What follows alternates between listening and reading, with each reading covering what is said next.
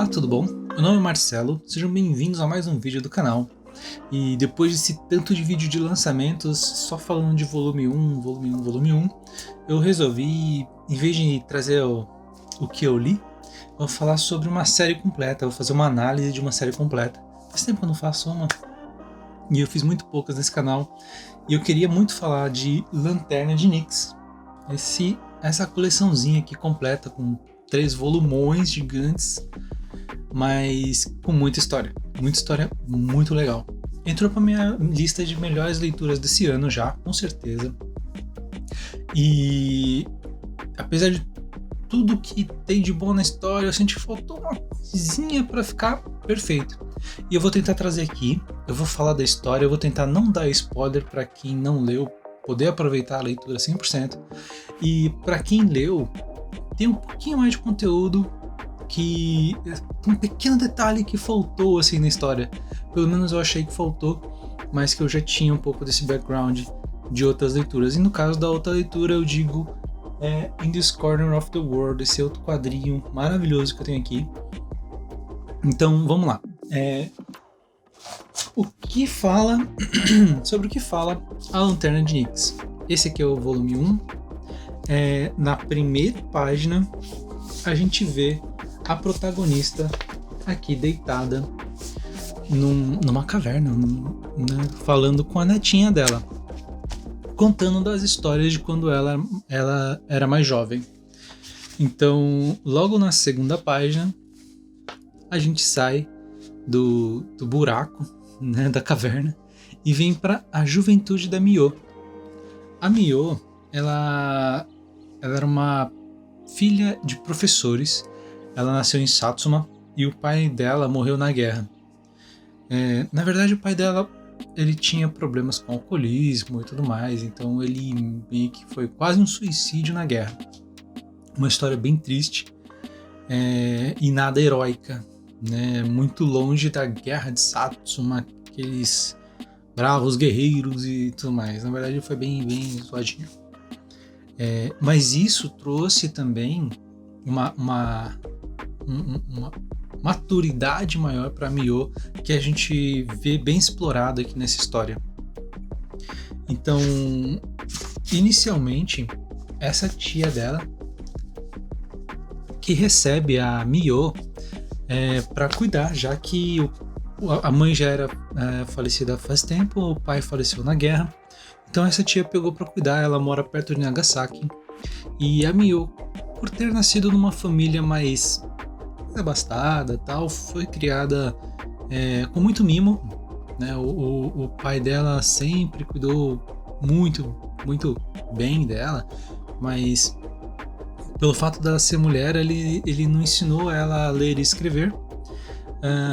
Pelo fato de viver numa casa boa, ela nunca precisou cozinhar, costurar, essas coisas. E ela acabou chegando nessa casa em Nagasaki, na casa da tia dela, muito crua, né? E então, a única coisa que ela conseguiu fazer, que a tia dela conseguiu pôr para ela fazer, para não ficar simplesmente parasitando lá na casa, foi levar para essa lojazinha, que estava precisando de vendedoras. Não tinha nenhum requisito muito incrível, então levou para lá. E como argumento de contratação, a Mio tem poderes. Ela, quando encosta em algum objeto, ela consegue ver o futuro e o passado desse objeto, né? Então a gente tem aqui a introdução do Momo, que é o dono da loja, caindo com uma armadura medieval, porque sim, né? E aqui é a introdução dele. Bom, a partir do momento em que ela fez a primeira análise do passado futuro do primeiro objeto na loja do Momo, ele contratou a Mio. E esse é o pontapé da história. A partir daí a gente tem todo o desenvolvimento desses dois personagens, na verdade de mais personagens. Um dos personagens que eu mais gostei da história toda é o assistente do Momo. E a história dele é muito legal mesmo, que é esse carinha aqui, esse carrancudo. E eu não tenho nada de mal para falar sobre essa história. Nenhum dos 2 ou 3 volumes. Eu achei tudo muito incrível. Cada final de capítulo, a autora coloca curiosidades a respeito dos itens que o Momo trazia da Europa para o Japão para vender. Então coloca o histórico, como é que os japoneses receberam tais itens, como é que a Europa produziu tais itens. A história começa no Japão, passa para a França, né? Então tem muita curiosidade da França também, que eu achei muito legal. E é bem bacana também ver, por exemplo, a reação dos japoneses às novidades europeias. Por exemplo, aqui a Mio reagindo a uma bota, porque no dia o tabi dela tinha quebrado, o Momo tava com uma bota sobrando, acabou dando uma bota pra Mio, que ela usa pra cima e pra baixo. Inicialmente sem meias, achou super desconfortável, mas aí depois ela aprendeu meias. E o Momo, ele tava indo e vindo na Europa numa época em que os japoneses ainda não conheciam o resto do mundo. E ele trouxe para os japoneses a experiência do resto do mundo através daquelas feiras mundiais. Não sei se alguém recorda no primeiro filme do Capitão América. A Feira Mundial é aquela grande feira onde se apresentava as grandes novidades do mundo. Acho que o pai do Tony Stark, o avô do Tony Stark, apresentava as grandes novidades, então invenções a vapor, coisas elétricas, utensílios domésticos de limpeza, era tudo novidade, era tudo produtos futurísticos de 1900. Então o Momo ele ia para essas feiras e ele trazia para os japoneses isso através de fotos, e ele mostrava nesses fotogramas aqui. E eu achei muito legal imagens da Europa com luzes nas ruas que não eram fogo, as roupas, as invenções, o telégrafo, máquinas a vapor, balões. E ele mostrava nesse fotograma. Eu achei muito legal que o meu avô tinha um desse, ele trouxe pro Brasil. Até tenho, tá guardadinho ali um fotograma desse. Isso aqui é 1900 e pouquinho, aqui no Japão, então é um pré-guerra. É muito legal de ver. Aqui é a Mio reagindo às novidades, e ela já vestindo um vestido europeu para chamar a atenção mesmo da galera japonesa, do quão diferente era esse outro mundo. A questão das criações é muito legal. E outra coisa que a autora colocou que é incrível são os personagens reais. Então ela fez um estudo super completo a respeito dos personagens que viveram nesse período, e ela colocou alguns personagens que viveram. O que eu mais achei incrível foi essa moça aqui, a Kei Ohura. Eu nunca tinha ouvido falar dela, mas ela foi uma pioneira na exportação do chá japonês. Só para contextualizar, nessa época o Japão não tinha um bom comércio com o resto do mundo. Essa moça, ela pegou sozinha um navio que ia para a China, foi como ilegal mesmo, numa época que as viagens não eram permitidas, e se ela fosse pega, seria presa e morta pelo governo japonês. Quando ela voltou para o Japão, já com o conhecimento de tudo que os europeus, enfim, tudo que o velho mundo gostava e queria e poderia explorar, ela abriu uma empresa de exportação de chá e ficou extremamente rica. E ela usou toda essa riqueza para ajudar muito o povo japonês. E bom, eu acho que vale a pena contar no começo daqui essa página em que ela é apresentada como uma falida. E é verdade, na vida real ela sofreu um golpe e perdeu toda a riqueza dela e ficou endividada. O legal é que na vida real ela deu a volta por cima, pagou tudo que ela devia. Aqui mostra também ela pagando as partes. E porque ela é um personagem muito importante nesse quadrinho. Não só ela, como os personagens em volta dela são personagens baseados em fatos reais.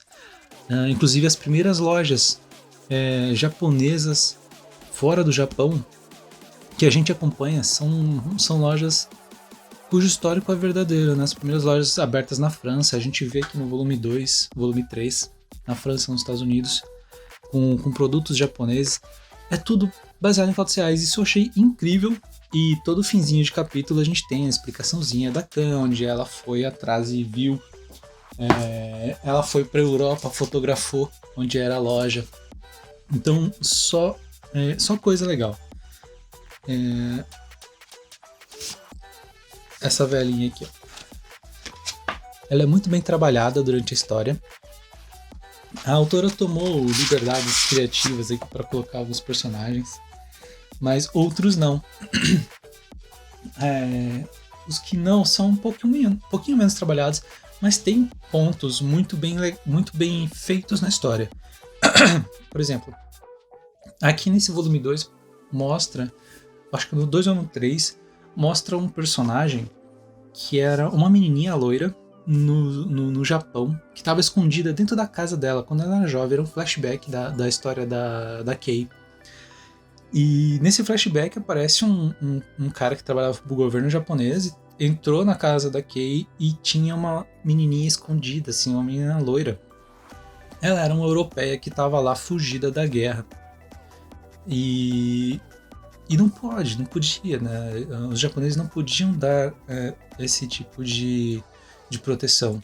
Porém, a Kei ajudava todo mundo, né? Se ela havia pessoas que precisassem, diz lá no extra que ela chegou a ajudar mais de 50 crianças de todas as partes do mundo que caíram no Japão ou que eram japoneses e perderam suas famílias, e ela ajudou a criar. E entre essas pessoas que ela ajudou a criar, tem muita gente que foi pro governo, por crianças que viraram empresários inspirados na história da mãe deles. E é muito legal mesmo de ver, muito legal de conhecer essa história. Eu adorei o quadrinho e, bom, são 3 bitelões, todos eles com capa e sobrecapa. Então, deixa eu mostrar aqui rapidamente.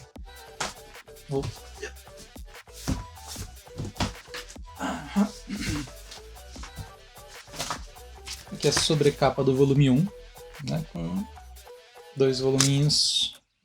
Essa daqui é a sobrecapa do volume 2. Do volume 2. A sobrecapa do volume 3, que eu menos gostei. Mas tranquilo. A capa do volume 1 e a contracapa.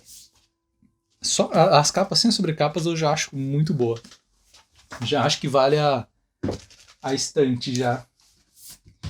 No volume 2. Ela aqui já com a malinha.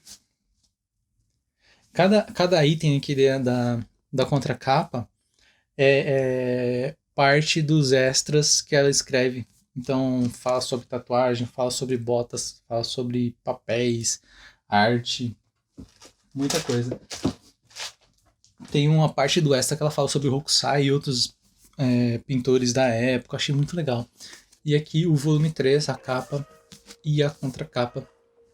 Esse volume aqui, muito bacana. Bom, e como eu comentei no começo, o vídeo já tá ficando longo, vou tentar resumir.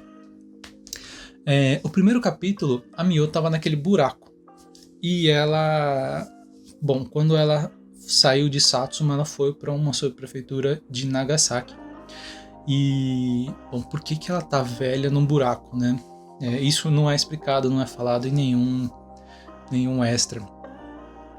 É que na velhice da Mio, ela tá passando pela Segunda Guerra. E depois do Japão ter perdido todos os territórios do sul e etc., a região central do Japão já estava sendo bombardeada e invadida. Então Nagasaki tinha um dos maiores portos da marinha japonesa e estava sendo bombardeada o tempo todo.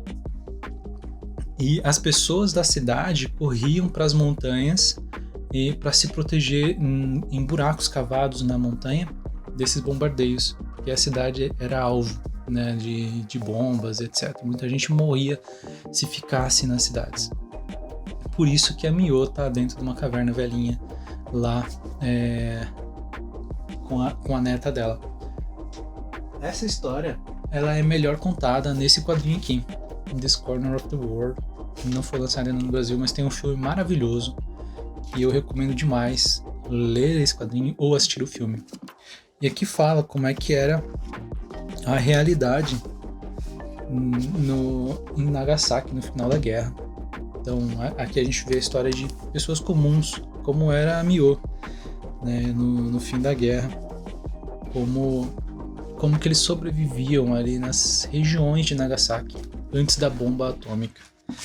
A bomba atômica foi um grande ponto final. Esse quadrinho é maravilhoso. Olha essas cenas aqui.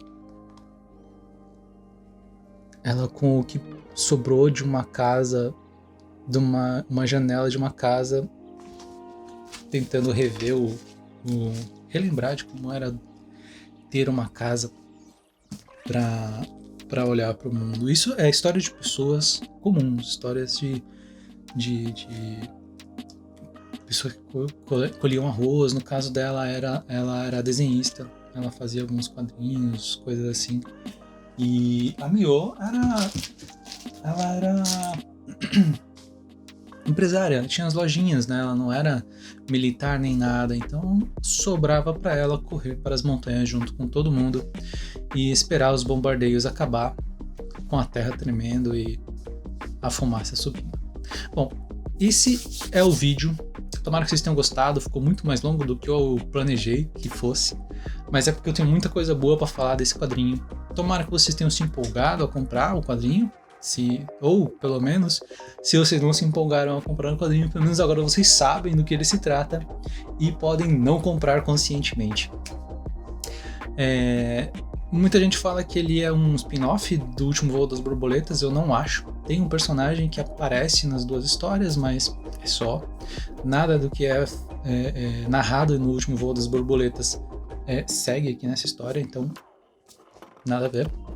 Esse é um mundo compartilhado. E é isso aí. Se vocês gostaram do vídeo, dá um joinha, assina aí, se inscreve no canal para receber mais vídeos. Prometo que vou falar sobre mais séries e não somente sobre volumes únicos. E é isso aí, gente. Tchau, tchau. Até mais.